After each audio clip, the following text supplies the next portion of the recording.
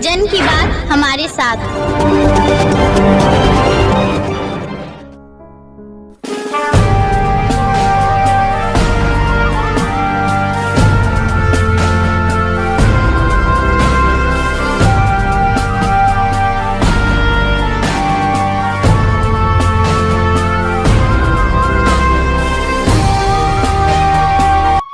किसी ने अपनी वसीयत में लिखा था कि मैं चाहता हूं कि मेरी मुट्ठी भर राख को प्रयाग के संगम में बहा दिया जाए, जो हिंदुस्तान के दामन को चूमते हुए समंदर में जा मिले।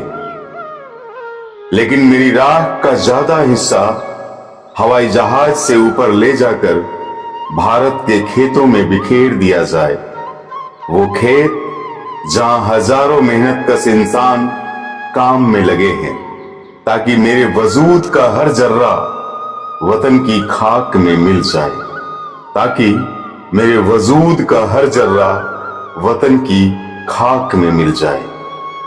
आप समझ गए होंगे, ये वसीयत अपने देश के प्रथम प्रधानमंत्री पंडित जवाहरलाल नेहरू ने अपनी मृत्यु से पूर्व किए थे। आज पंडित नेहरू का जन्मदिन है। आज 14 नवंबर है। आज बाल दिवस है।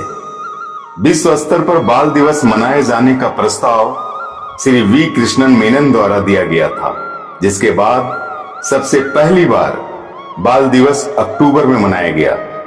सभी देशों में इसे मनाए जाने व स्वीकृति मिलने के बाद संयुक्त महासभा द्वारा 20 नवंबर को अंतर्राष्ट्रीय बाल दिवस की घोषणा की गई। लेकिन अपने देश में यह 14 नवंबर को मनाया जाता है। वह इसलिए कि 14 नवंबर को ही अपने देश के प्रथम प्रधानमंत्री, महान स्वाधीनता सेनानी, आधुनिक भारत के निर्माता, लेखक, सम्मोहित करने वाले प्रखर वक्ता और बच्चों के प्यारे चाचा नेहरू का जन्मदिन है। आज हम चाचा नेहरू का जन्मदिन मना रहे हैं। वे नेहरू जो बच्चों को खूब प्यार करते थे।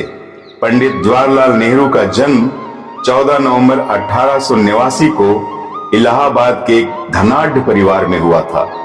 उनके पिता मोतीलाल नेहरू और माता स्वरूप रानी पंडित परिवार से थे। पिता पेशे से वकील थे। उनकी 3 पुत्रियां थी और जवाहरलाल नेहरू उनके इकलौते पुत्र।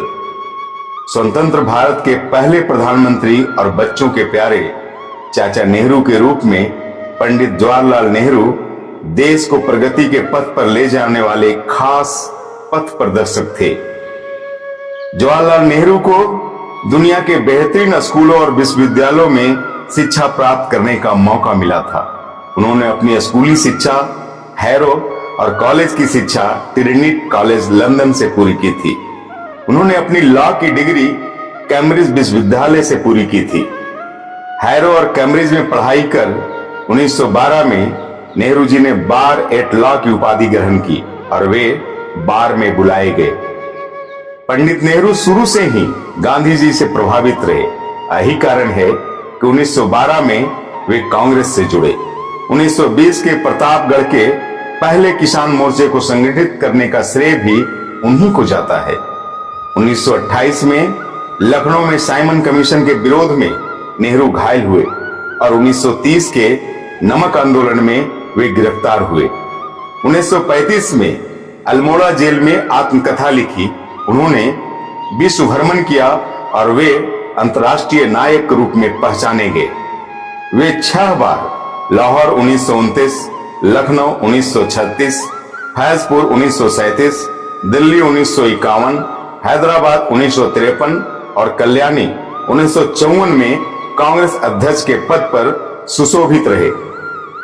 1942 के भारत छोड़ो आंदोलन में नेहरू 9 अगस्त 1942 को बंबई में गिरफ्तार हुए और अहमदनगर जेल में रहे, जहां से 15 जून 1945 को वे रिहा किए गए।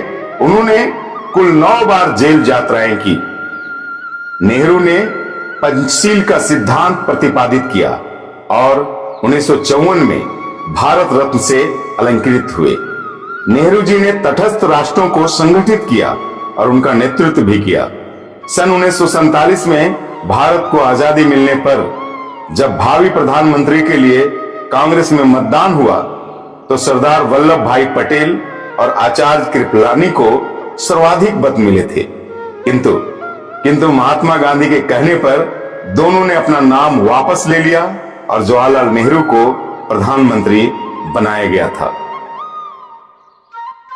नेहरू के कार्यकाल में लोकतांत्रिक परंपराओं को मजबूत करना, राष्ट्र और संविधान के धर्मनिरपेक्ष चरित्र को अस्थायी भाव प्रदान करना और योजनाओं के माध्यम से देश की अर्थव्यवस्था को सुचारू करना उनके मुख्य उद्देश्य रहे। उन्होंने आईआईटी, आईआईएम और विश्वविद्यालयों की स्थापना की, साथ ही उद्योग धंधों की भी शुरुआत की। उन्होंने भाखड़ा, नांगल बांध, रिहन बांध और बोकारो इस्पात कारखाना की स्थापना की थी। वह इन उद्योगों को देश के आधुनिक मंदिर मानते थे। समस्त राजनीतिक विवादों से दूर इस बात से इनकार नहीं किया जा सकता कि नेहरू एक उत्तम लेखक थे। उनकी ज्यादातर रचनाएं जेल में लिखी गई हैं। पिता के पत्र पुत्री के नाम 1929, विश्व इतिहास की झलक 1933, मेरी कहानी, नेहरू की ऑटोबायोग्राफी 1936, इतिहास के महापुरुष, राष्ट्रपिता, भारत की खोज, डिस्कवरी ऑफ इंडिया 1945, यह कुछ महान रचनाएं नेहरू के कलम से लिखी गई। ये कृतियां आज भी लोगों के मध्य उतनी ही लोकप्रिय है जितना कि उस वक्त हुआ करती थी। हालांकि कश्मीर नीति पर लोग उनकी आलोचना करते हैं, बावजूद देश की विदेश नीति आज भी उन्हीं के नक्शे कदम पर ही है। लोग लाख आलोचना करें, लेकिन पंडित नेहरू की शख्सियत के आसपास भी पहुंचना एक स्वप्न सा है। वे भारतीय आधुनिक सोच के जनक थे। उनमें न राजनीतिक कट्टरता थी और न ही वे कभी परंपराओं में बंधे नजर आए। साल 1916 को जवाहरलाल नेहरू की शादी कमला से की गई, जो निरक्षर थी पर बुद्धिमान थी। कमला और जवाहरलाल ने 1917 में एक बच्ची को जन्म दिया जिसका नाम इंदिरा रखा। हम जानते हैं जो भारत की पहली प्रधानमंत्री बनी। तो आइए आज हम चाचा नेहरू को याद करें और आज हम बाल दिवस का भरपूर आनंद लें। नमस्कार, बहुत बहुत आप सभी का।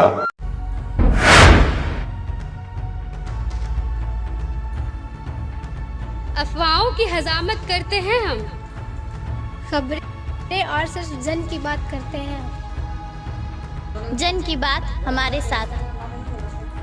A street interview with this Chaurasia.